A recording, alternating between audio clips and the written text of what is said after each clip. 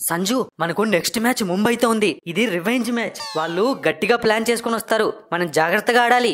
ఇంకా ఏంటి బట్లర్ అన్నా, నువ్వు ముంబైకి భయపడుతున్నావు, చిన్న చిన్న టీమ్స్ భయపడట్లేదు. ఇప్పుడు మనం IPL 2024లో టాప్ టీం, టాప్ లో ఉన్న టీం. అట్లా కాదు సంజు, మనం ఫస్ట్ మ్యాచ్ లో వాళ్ళని ఓడించాం కదా, వాళ్ళు చాలా కోపంగా ఉండి ఉంటారు. ఇప్పుడు ఇంకా గట్టిగా ఆడతారు. నాకు డౌటే, మనం జాగ్రత్తగా ఉండాలి. అన్నా, ఫస్ట్ మ్యాచ్ వాళ్ళ అడ్డాకు వెళ్ళి వాళ్ళను ఘోరంగా ఓడించాం. ఇప్పుడు వాళ్ళు మన అడ్డాకు రాబోతున్నారు. ఇంకేందన్నా వాళ్ళకి భయపడేది? పోపో, నువ్వు భయపడకు, ప్రశాంతంగా పనుకో.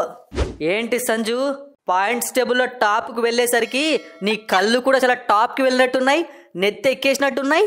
అన్నా, మరి జాస్ బట్లర్ అన్న మరి కామెడీ చేస్తున్నాడన్నా. మీరేంటన్నా మమ్మల్ని ఓడించేది చెప్పు. జాస్ బట్లర్ సీనియర్ ప్లేయర్ కాబట్టి మేమంటే అతనికి తెలుసు, అందుకే నీకు జాగ్రత్త చెప్పాడు. మేము నీ మీద గెలవలేమా? మాకు గెలవడం చేత కాదా? లాస్ట్ మ్యాచ్ చూసావా మేము ఎలా గెలిచామో? ఎవరికైనా అలా గట్టిగా చెప్పకన్నా, గట్టిగా నవ్వేసిపోతారు. చేతులకు వచ్చిన మ్యాచ్ చేజారే వరకు వెళ్ళింది. చచ్చి బ్రతికి గెలిచారు పొరపాటుగా. ఆ అశుతోష్ శర్మ ఒక 2 ఓవర్లు ఉండుంటే మీ పని అయిపోయేది. అదే కదా గేమ్ ప్లాన్ అంటే. అలా కొట్టేవాడిని అవుట్ చేసి గెలిస్తేనే సూపర్ హీరోలు అంటారు. కానీ మాతో అలా ఆడే సూపర్ హీరోలు ఎవరు లేరు కదన్నా. నేనున్నాను, నేను కొడతాను.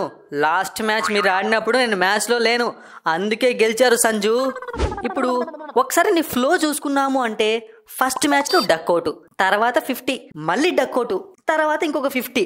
దీని ప్రకారం నువ్వు నెక్స్ట్ మ్యాచ్ డక్అవుటే కదా. సూర్య ఇక్కడ మిస్టర్ 360, ఇండియన్ 360. అలాంటి సెంటిమెంట్ని రిపీట్, అలాంటి సెంటిమెంట్లని అస్సలు పట్టించుకోడు. ఈసారి డక్అవుట్ కాదు, సెంచరీనే ఏకంగా.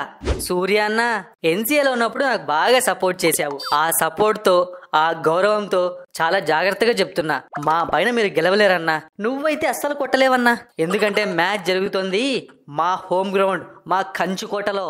ఒరే రియాన్ పరాగ్, ఎన్ని సంవత్సరాల నుంచి IPLలో ఉన్నావురా? లేక పొరపాటుగా ఈ సీజన్లో ఒక 4 మ్యాచ్లు బాగా పర్ఫామ్ చేసావు. నీకే అంతుంటే ముంబై రా ఇక్కడ 5 కప్పులు కొట్టిందిరా. సూర్య రా అక్కడ, హార్దిక్ రా ఇక్కడ. అన్నా, మీరందరూ నాకు తెలుసు, నువ్వు మళ్ళీ ఇంట్రడ్యూస్ చేసుకోవాల్సిన పని లేదు, పరిచయాలు చేయాల్సిన పని లేదు. ఇది ఎలివేషన్ రా. మాకు మీరు ఎలాగ ఇవ్వట్లేదు కదా, మేము తోపులం కాబట్టి మేమే ఇచ్చుకుంటున్నాం. అదే మీరు ఇచ్చుకొని చూద్దాం, మీకేమైనా ఉన్నాయా ఎలివేషన్ ఇచ్చుకోవడానికి? ఎందుకు లేదు? మిమ్మల్ని ఘోరంగా ఓడించాం కదా ఫస్ట్ మ్యాచ్లో, అదే ఒక పెద్ద ఎలివేషన్. 5 కప్పులని జబ్బలు జరుచుకునే మిమ్మల్నే ఓడించాం, అంతకన్నా పెద్ద ఎలివేషన్ అవసరమా? ఏంటి సంజు, డైలాగులు ఎక్కువ అవుతున్నాయి, మాటలేమో కోటలు దాడుతున్నాయి. అట్లా కాదు రోహిత్ అన్న, నువ్వే చెప్పు. ఇప్పుడు మేము మీకు భయపడాలా? ఎందుకు భయపడాలన్నా? ఇప్పుడు మీరు సాదా సీదా ముంబైయే కదా, ఇంతకు ముందులాగా స్ట్రాంగ్ ముంబై కాదు కదా. భయపడాలిరా. మేము ఒక్కసారి గెలవడం మొదలు పెడితే ఫైనల్స్లో కప్పు కొట్టే వరకు ఆగము. పంజాబ్తో దాన్ని స్టార్ట్ చేసేసాము. ఇక నెక్స్ట్ అన్ని మ్యాచ్లు గెలుచుకుంటూ వెళ్ళి డైరెక్ట్గా ఫైనల్స్లో కలుద్దాం. మీరైతే ఫైనల్స్కి రాలేరు, ఎందుకంటే మీ గురించి మాకు తెలుసు కదా. స్టార్టింగ్ పొడిచే వాళ్ళలాగా ఆడేస్తారు, తర్వాత మ్యాచ్లన్నీ ఓడిపోతారు. మేము మీకు డెడ్ ఆపోజిట్ అంతే. అయినా భయపడను అని ఏదో పెద్ద పెద్ద మాటలు మాట్లాడుతున్నావు సంజు. చూసుకుందామా? నా బౌలింగ్లో ఒక యార్కర్ వేసాను అంటే నీ వికెట్ గాల్లో ఎగురుకుంటూ వెళ్ళిపోతుంది. మీరు ఎన్నైనా చెప్పండి అన్న, రాజస్థాన్కి వస్తున్నారు కదా, చూసుకుందాం, అక్కడే తేల్చుకుందాం. ఇలా మాటలతో కాదు, మీకు చేతులతోనే చూపిస్తాం. మా ట్రెంట్ బౌల్ట్ వేసే బాళ్ళు, మా చాహల్ తీసే వికెట్లు, నేను కొట్టే 6లు, రియాన్ పరాగ్ చేసే పరుగులు. చాలు, మే 4 చాలు మిమ్మల్ని ఇంకొకసారి తనివి తీరా ఓడించడానికి. సరే, అది చూసుకుందాం. మీ మీద మ్యాచ్ గెలిచాము అంటే ఈసారి కప్పు మాదే, రాసుకోరా, ఫిక్స్ చేసుకో. రోహిత్ అన్న, ఎలాగో వచ్చి మంచి సపోర్ట్ ఇచ్చావు. నెక్స్ట్ మ్యాచ్లో కూడా నువ్వు మంచిగా బ్యాటింగ్ చేయన్నా. ఈసారి ఒక సెంచరీ కొట్టి పడేయన్నా. ఈ రాజస్థాన్ వాళ్ళకి బుద్ధి రావాల్సిందే. అవన్నీ నేను చూసుకుంటాలే కానీ, ఆ ఆకాశ్ మధ్యలో కానీ టీంలో పెట్టుకుందామా తీసేద్దామా చెప్పురా? ఇంకెవరిని తీసుకోవాలన్నా?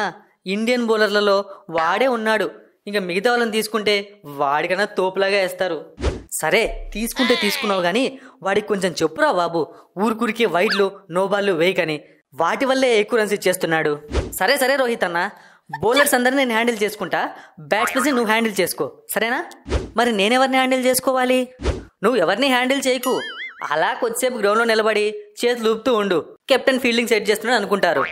ఇప్పటికే ప్రతి ఒక్క బౌలర్ వచ్చి రోహిత్ అన్నతో మాట్లాడుతుంటే బయట ట్రోల్ చేస్తున్నారు, నా మాట ఎవరు వినట్లేదు అని చెప్పి. ఇలా చేయకండి రా బాబు, నాకు ఒక డిపార్ట్మెంట్ ఇవ్వండి. సరేలే, అయితే నువ్వు ఆల్రౌండర్స్ని హ్యాండిల్ చేసుకో, వాళ్ళు ఎప్పుడు బ్యాటింగ్ దిగాలి, ఎప్పుడు బౌలింగ్ చేయాలి అని. ఇలా చెప్పావు, బాగుంది. ఒరే బుమ్రా, బ్యాట్స్మెన్స్ నేను హ్యాండిల్ చేసుకుంటా అన్నావు, బౌలర్స్ నువ్వు హ్యాండిల్ చేస్తా అన్నావు. అలా అంటే ఆల్రౌండర్స్లో ఉన్న బ్యాట్స్మెన్స్ బౌలర్స్ కూడా మన కంట్రోల్లోనే ఉంటారు కదా. మరి ఏంటి వాడికి అలా చెప్పావు? నీకు వచ్చిన డౌట్ వాడికి రాలేదన్నా, ఇంకెందుకు టెన్షను, పట్టించుకోకు. ఒరే యశస్వి, నువ్వు తప్ప టీంలో ప్రతి ఒక్కరు ఆడుతున్నారా. ఈ ముంబై మ్యాచ్లో నువ్వు ఆడుకుంటే మాత్రం ఇక నేనేం చేయలేను. నీ T20 వరల్డ్ కప్ ఆశలు ఇక్కడే వదులుకోవాల్సి వస్తుంది. అంటే ఏంటన్నా, టీంలోంచి తీసేస్తావా నన్ను? నేను టీంలోంచి తీసేస్తాను చెప్పట్లేదురా, T20 వరల్డ్ కప్ నిన్ను సెలెక్ట్ చేయని చెప్తున్నా. బాగా ఆడరా బాబు, ఇంకా ఉన్నది 7 మ్యాచ్లే, ఇంకా 9 మ్యాచ్లు కదన్నా, నువ్వేంటి 7 అంటున్నావు? కొంపదీసి మనం ప్లేయర్స్కి వెళ్ళమా?